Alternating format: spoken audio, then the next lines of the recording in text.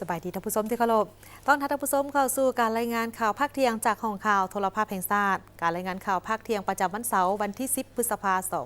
2025 ผลสุขพันงานสุธิพงษ์รับหน้าที่ในการนำเสนอข่าวภาคเที่ยงในมื้อนี้มีข่าวภายในข่าวต่างประเทศพร้อมด้วยข่าวกีฬามานำเสนอเริ่มด้วยข่าวพิธีประกาศแต่งตั้งอธิการบดีและคณะบดีมหาวิทยาลัยแห่งชาติโดยการเข้าร่วมและเป็นประธานของห้องศาสตราจารย์ปริญญาเอกพุทธสิมบาลวงศ์รัฐมนตรีกระทรวงศึกษาธิการและกีฬาศาสตราจารย์ปริญญาเอกเดชานุราชแสนดวงเดชว่าการอธิการบดีมหาวิทยาลัยแห่งชาติโดยมีผู้ต่างหน้าจากทางคณะนำกระทรวงมีห้องอธิการบดีคณะบดีพร้อมด้วยภาคส่วนที่เกี่ยวข้องเก่าห่วมท่านธงศักดิ์กรมเมืองห้องหัวหน้ากรมคุ้มครองพนักงานคณะจัดตั้งศูนย์กลางพรรคได้ให้เกียรติผ่านดำรัสว่าด้วยการแต่งตั้งอธิการบดีและคณะบดีของมหาวิทยาลัยแห่งชาติตามดำรัสเลขที่252และ253ทับนยคือนายกรัฐมนตรีออกดำรัสแต่งตั้งศาสตราจารย์ปริญญาเอกเดชานุราชแสนดวงเดชว่าการอธิการบดีมาเป็นอธิการบดีมหาวิทยาลัยแห่งชาติแต่งตั้งท่านสีทองมณีวงศ์เป็นคณะบดีคณะวิทยาศาสตร์ป่าไม้มหาวิทยาลัยแห่งชาติห้องศาสตราจารย์ปริญญาเอกพุทธสิมบาลวงศ์ยังได้มีความเห็นว่าการแต่งตั้งหน้าที่ในครั้งนี้แม่นกฎเกณฑ์ของพรรคเฮาในการซับซ้อนจัดวางพนักงานนำพาคุ้มครองให้สอดคล้องกับหน้าที่เวียกงานวิชาเฉพาะก็คือความเรียกร้องต้องการของการพัฒนาในแขนงการศึกษาให้หลายขึ้นเพื่อเฮ็ดให้สำเร็จหน้าที่การจัดตั้งปฏิบัติมอบหมายให้นั่นหนึ่งในปัจจัยที่ตัดสินกว่าหมู่ก็แม่นความสามัคคีเพราะเป็นใจกลางของการพัฒนาทรัพยากรมนุษย์ให้มีความรับรู้ความสามารถมีคุณสมบัติศีลธรรมปฏิบัติมีวิชาชีพมีสุขภาพพลานามัยมีความศิวิไลทางด้านจิตใจมีน้ำใจหักประเทศชาติหักระบอบประชาธิปไตยประชาชนเพื่อตอบสนองความมีข้อต้องการของภารกิจปกปักรักษาและสร้างสรรค์พัฒนาประเทศห้องว่าการศูนย์กลางพรรคได้เสื่อมซึมเอกสารของศูนย์กลางพรรคและมีการประกาศสั่งตั้งกงจักการจัดตั้งและตำแหน่งบริหารพร้อมทั้งมีการมอบบัตรสมาชิกพรรคนายทองสฤทธิ์มังหนอเมฆเลขาธิการศูนย์กลางพรรคหัวหน้าของว่าการศูนย์กลางพรรคได้ให้เกียรติเผยแพร่ส่งเอกสารที่สำคัญของพรรคเป็นต้นแมนมติของคณะบริหารงานศูนย์กลางพรรคว่าด้วยการปรับปรุงกงจักการจัดตั้งและมติของกองประชุมครบคณะสมัยวิสามัญของคณะบริหารงานศูนย์กลางพรรคสมัยที่11ซึ่งการเผยแพร่ในครั้งนี้ก็เพื่อเฮ็ดให้สมาชิกพรรคพนักงานของห้องว่าการศูนย์กลางพรรคกำได้ถึงสภาพรวมเหตุผลและความจำเป็นของการปรับปรุงกงจักการจัดตั้งทัศนะซี่นำของพรรคต่อกับการปรับปรุงกงจักการจัดตั้งและทิศทางคาดหมายในการปรับปรุงการจัดตั้งในครั้งนี้นอกจากนี้ก็ยังจะได้รับรู้และเข้าใจหลายขึ้นเกี่ยวกับการปรับปรุงรัฐธรรมนูญฉบับปี 2015 รับรู้เกี่ยวกับการปรับปรุงกฎหมายว่าด้วยการปกครองท้องถิ่นและการสร้างตั้งองค์การปกครองตาแสง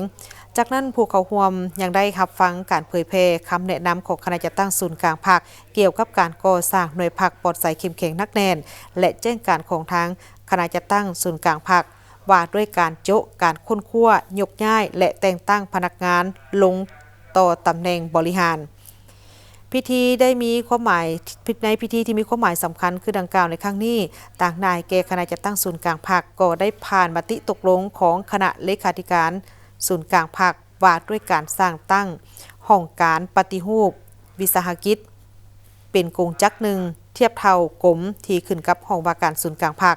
มติตกลงว่าด้วยการแต่งตั้งหัวหน้ากรมบริการ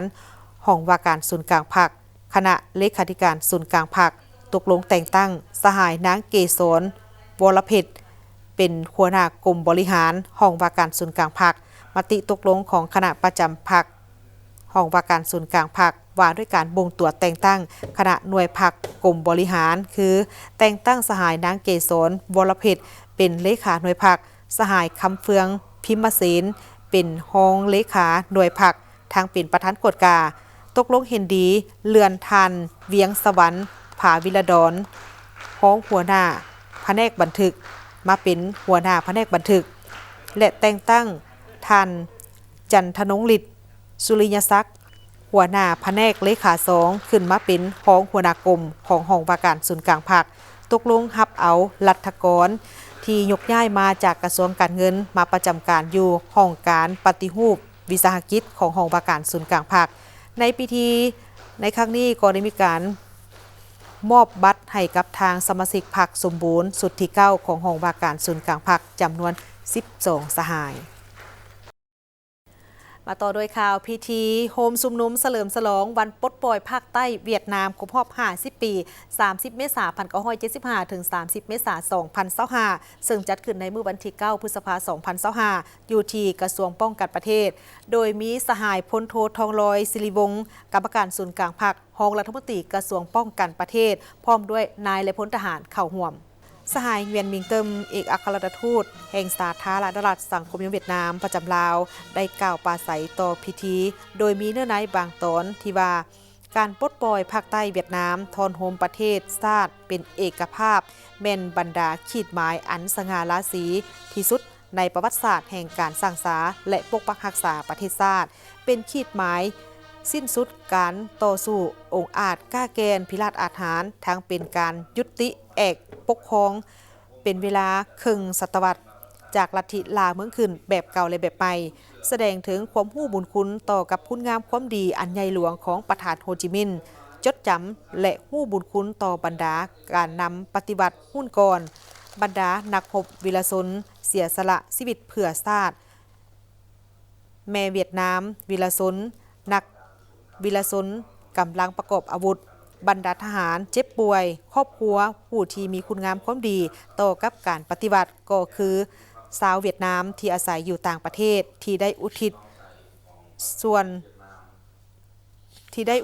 วนตัวและเสียสละชีวิตเพื่อภารกิจของการปลดปล่อยภาคใต้เวียดนามได้อย่างสมบูรณ์ท่อนโฮมประเทศชาติเป็นเอกราชขอบใจอย่างจริงใจต่อกับการสนับสนุนการช่วยเหลืออันใหญ่หลวงจากเพื่อนมิตรสากลบรรดากำลังก้าวหน้าและประชาชนผู้หักหอมสันติภาพในโลกที่มีต่อภารกิจต่อสู่ปลดปล่อยชาติท่อนโฮมประเทศชาติเป็นเอกภาพของประชาชนโดยเฉพาะกองแมนกองทัพประชาชนลาวก็คือประชาชนลาวบรรดาเผ่าสหายเหวียนหมิงเติมยังได้ย่ำตื่มอีกว่าถึงเดือนปีจะผ่านพ้นไปแต่ไสสนะของประชาชนเวียดนามจะจดจำเข้าไว้ในประวัติศาสตร์ของชาติเวียดนามตลอดไปคือดังสัญลักษณ์อันที่ใส่แจ้งของลัทธิวิรชนปฏิบัติแม่นไสสนะของความชอบธรรมไสสนะของคุณธาตุภูมิปัญญาของเวียดนามน้ำใจหักชาติอันเต็มเปี่ยมความคาดหวังมีเอกราชเสรีภาพและท่อนโฮมประเทศชาติเป็นเอกภาพด้วยสัจธรรมประเทศเวียดนามแมนหนึ่งชาติเวียดนามแมนหนึ่งเป็นขีดหมายยั่งยืนทั่วภาคทั่วปวงชนทั่วกองทัพเวียดนามได้มีการปฏิบัติความปรารถนาและคำบอกเตือนอันจริงใจที่สุดของประธานโฮจิมินห์ที่สั่งไว้ว่าปฏิบัติสำเร็จภารกิจปลดปล่อยชาติปลดปล่อยภาคใต้เวียดนามได้อย่างสมบูรณ์ท่อนโฮมประเทศชาติใต้ภาคใต้ภาคเหนือเป็นครอบครัวหนึ่งครอบครัวเดียวภายหลังที่ได้ท่อนโฮมประเทศชาติเป็นเอกภาพมาเป็นเวลา50 ปีและเกือบ40 ปีแห่งการปฏิบัติภารกิจเปลี่ยนแปลงใหม่ประเทศเวียดนามได้ผ่านความยุ่งยากสิ่งทดสอบนานาประการและสร้างบรรดาผลงานที่ยิ่งใหญ่มีความหมายสำคัญทางประวัติศาสตร์สร้างสาภารกิจอันใหญ่หลวงกำลังบ่มซ่อนที่ตั้งและอิทธิพลชื่อเสียงสากลของทุกวันนี้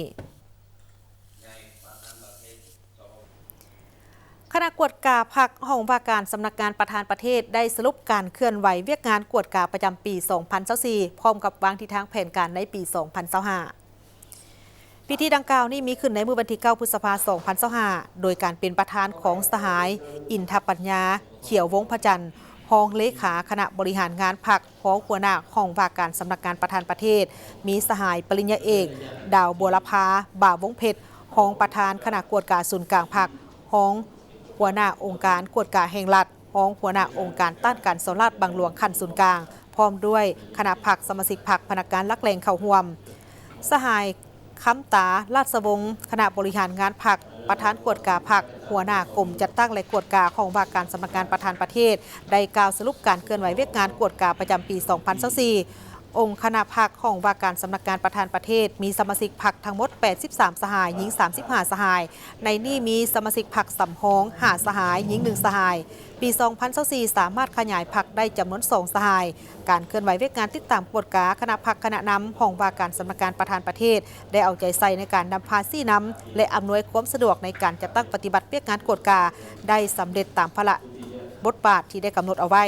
ส่วนทิศทางแผนการจุดซุ้มในปี2025นี้การกวดกาต้องรับประกันความสามัคคีเป็นเอกภาพเห็นได้ถึงด้านดีด้านตั้งหน้าเพื่อเสริมขยายปรับปรุงแก้ไขด้านอ่อนและข้อคงข้างสร้างเงื่อนไขให้การจัดตั้งสมาชิกพรรคพนักงานรัฐกรทั้งภายในของว่าการสำนักงานประธานประเทศ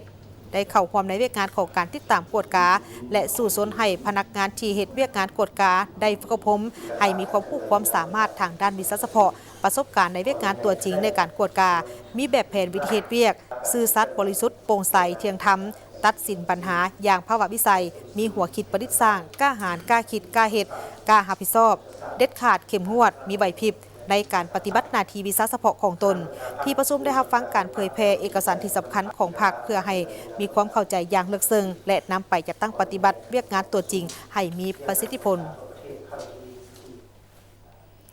ศูนย์อาซีแปซิฟิกของวิทยุโทรภาพศูนย์กลางจีนหรือ CMG และคณะโฆษณาอบรมคณะ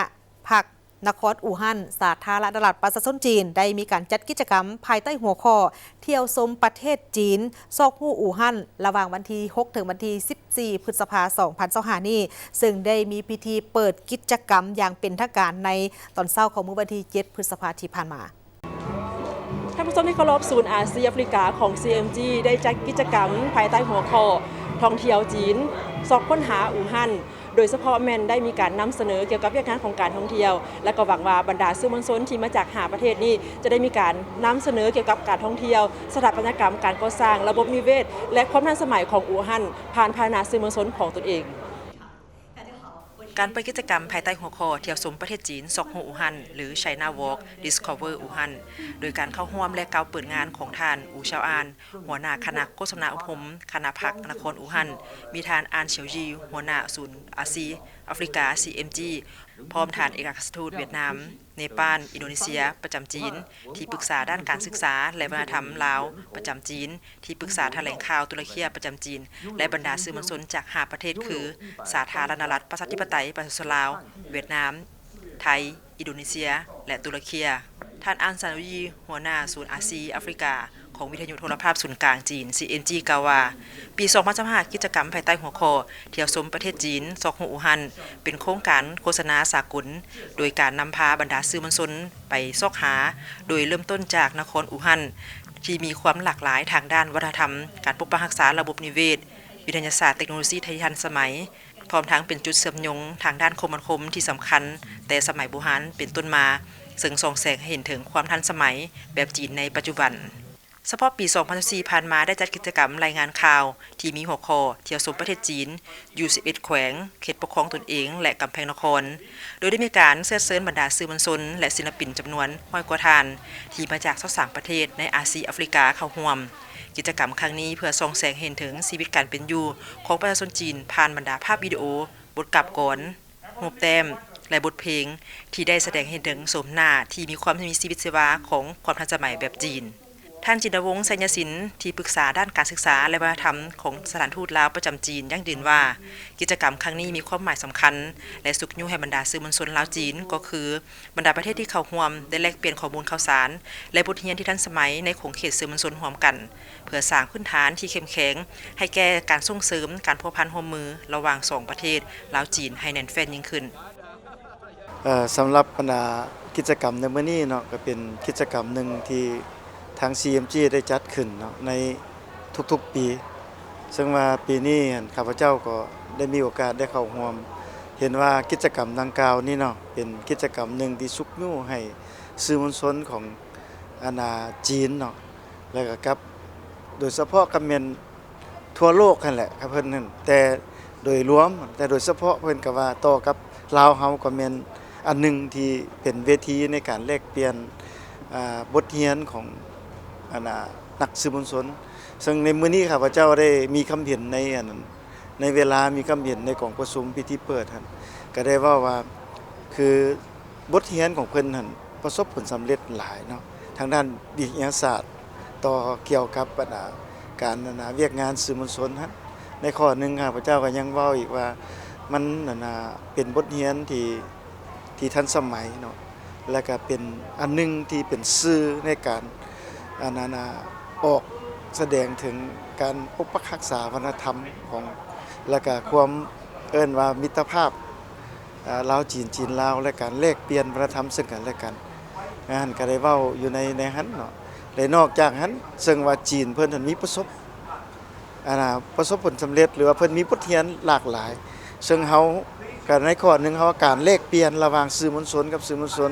และก็การเอิ้นว่าไปเยี่ยมยามถ่ายทอดบทเรียนให้กันและกันครับซึ่งในหันปัจจุบันคือปีนี้จีนเพิ่นก็มีประสบผลสำเร็จโตใหม่ที่สุดก็คือ AI หรือว่า DeepSeek หั่นซึ่งว่าตัวนี้มันได้เป็นบทเรียนหนึ่งที่เฮ็ดให้สื่อมวลชนหั่นเฮ็ดเวียกง่ายขึ้น สำหรับกิจกรรมเที่ยวชมประเทศจีนในครั้งนี้บรรดาสื่อมวลชนจาก5ประเทศคือโทรภาพแห่งชาติลาววิทยุกระจายเสียงแห่งชาติลาวโทรภาพแห่งชาติเวียดนามสำนักข่าวสารเวียดนามวิทยุโทรภาพฮานอยของเวียดนามโทรภาพแห่งชาติอินโดนีเซียวิทยุโทรภาพแห่งชาติตุรกีและโทรภาพชนเผ่าไทยจะได้เยี่ยมชมสถานที่ท่องเที่ยวที่สำคัญทางด้านประวัติศาสตร์ธรรมชาติสภาพพัฒนาชนบทกสิกรรมรวมไปถึงการปกปักรักษาระบบนิเวศของนครอู่ฮั่นตื่มอีกจะทำสมนี่เป็นเพียงการเปิดงานเท่านั้นการท่องเที่ยวอยู่อู่ฮั่นยังจะมีการเคลื่อนไหวต่างๆตื่มอีกของบรรดาสื่อมวลชนจาก5ประเทศแล้วพวกเขาจะมีการนำเสนอมาตรฐานนะครับสนุกกันในแต่ละระยะฟองสมุดถ่ายภาพจากสมรวงสดรายงานจากนครอู่ฮั่น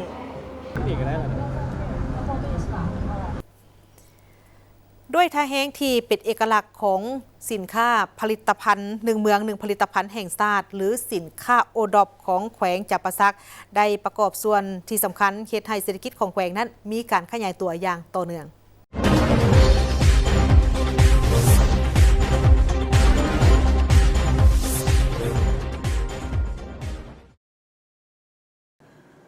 แขวงจำปาสักเป็นแขวงหนึ่งที่มีท่าแห่งด้านการผลิตสินค้าหนึ่งเมืองหนึ่งผลิตภัณฑ์แห่งชาติหรือโอดอปที่คันถึงได้เล็งเห็นและให้ความสำคัญเกี่ยวกับเวียกงานดังกล่าวโดยอิงใส่ภาระบทบาทสิทธิและหน้าที่ทิศทางแผนการที่วางไว้ของแผนกอุตสาหกรรมและการค้าแขวงจำปาสักได้ถือเอาเวียกงานส่งเสริมวิสาหกิจขนาดน้อยและกลางส่งเสริมการค้าที่สำคัญต้นตอในการปฏิบัติเวียกงานวิสาเฉพาะเนื่องจากว่าเป็นเวียกงานที่มีการประกอบส่วนอันสำคัญเฮ็ดให้เศรษฐกิจของแขวงมีการขยายตัวอย่างต่อเนื่อง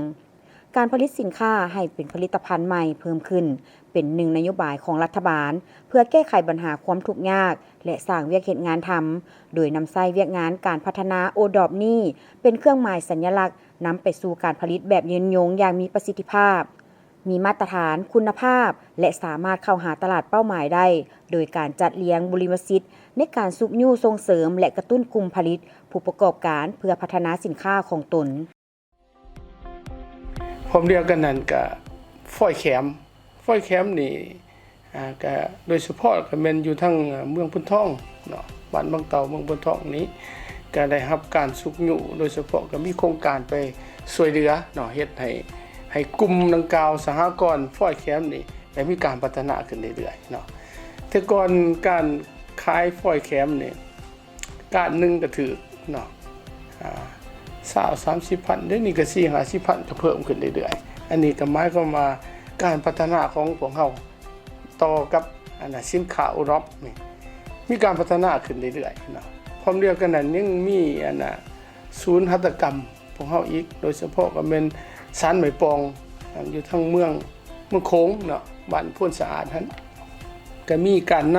ำสูงสุดนั่นแหละของพวกเฮาก็ได้ลงไปเบิ่งกลับไปเบิ่งตัวจริงแล้วก็เห็นว่ามีการพัฒนาขึ้นเนาะแต่ใน2-3 เดือนที่ผ่านมานี้เนาะพวกกับภายใต้การสีนำของท่านเจ้าแขวงและท่านเจ้าแขวงกับเพิ่นก็ได้ลงไปเบิ่งตัวจริงแล้วเห็นว่าการผลิตของพวกเฮาบางเทื่อมันยังบ่ทันปานเนตเนาะยังบ่ทันจบงามเท่าที่ควรเพิ่นก็เห็นว่ามันมีความจำเป็นต้องได้นำใส่โดยเฉพาะและนอกจากนำใส่โดยมือตัวเองเนาะโดยเฉพาะก็ยิบ อันน่ะอันหวดบ่อันกระติบเขาบ่อันนี้เพิ่นก็ส่งเสริมเนาะโดยเฉพาะเพิ่นก็ไปมอบจักรในช่างให้เพื่อส่งเสริมแล้วก็ยิบจากที่ขายราคา15,000ได้ก็25,000อันนี้ก็ถือว่าพวกเฮาได้มีการปรับปรุงขึ้นเรื่อยๆจากนั้นแหละมาฮอดปัจจุบันแขวงจำปาสักสามารถเสนอขอติดกาหมายสินค้าโอดอปแห่งชาติได้แล้วทั้งหมด45หัวหน่วย149รายการผลิตภัณฑ์แบ่งเป็น5ประเภทรวมมี 2,014 ครอบครัวในนั้นมีแรงงานทั้งหมด 4,354 คน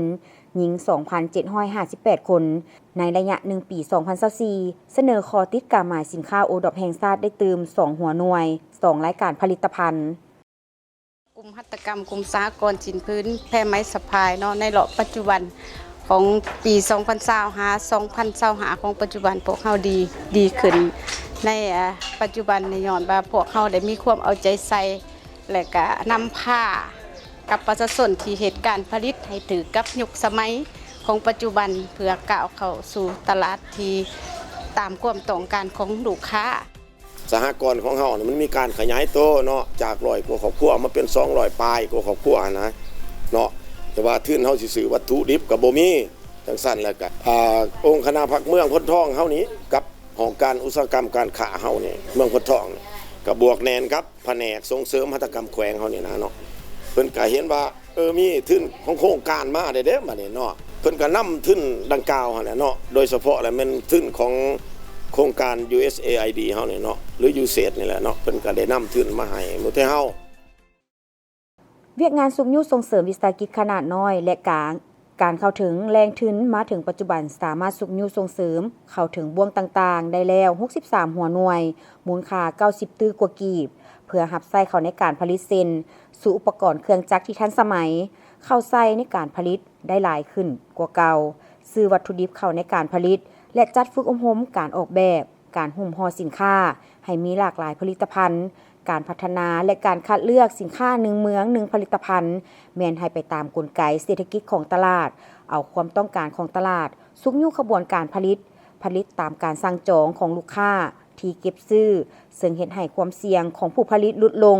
พร้อมทางปกป้องเอกลักษณ์ภูมิปัญญาและชื่อเสียงของผู้ผลิตโดยนำใช้กาหมายสินค้า1เมือง1ผลิตภัณฑ์แห่งชาติติดไว้เป็นสัญลักษณ์บริษัท FMB พัฒนาเทคนิคและการค้าจำกัดโซลูมและศูนย์ซ่อมแปลงรถที่ทันสมัยที่ได้รับความไว้วางใจจากลูกค้าตลอดมาในการบริการโดยทีมงานคุณภาพพร้อมมอบข้อเสนอที่ดีที่สุดให้กับลูกค้าและพวกเขายังมีทีมงานสร้างที่มีประสบการณ์สูงสามารถวิเคราะห์ปัญหาแก้ไขปัญหาให้ถูกจุดและว่องไวสถานที่ตั้งอยู่บ้านดุงเมืองเซฐานครหลวงเวียงจันทน์ติดกับไฟแดงนาควายเส้นทาง450 ปีสามารถติดต่อเบอร์โทรและ WhatsApp 021-218-585 และ 020-554-67308 Facebook FMB Development Technical and Commercial Company Limited อีเมล fmbcarshowroom99@gmail.com นึกถึงโซลูมและศูนย์ซ่อมแปลงรถให้นึกถึงบริษัท FMB พัฒนาเทคนิคและการค้าจำกัด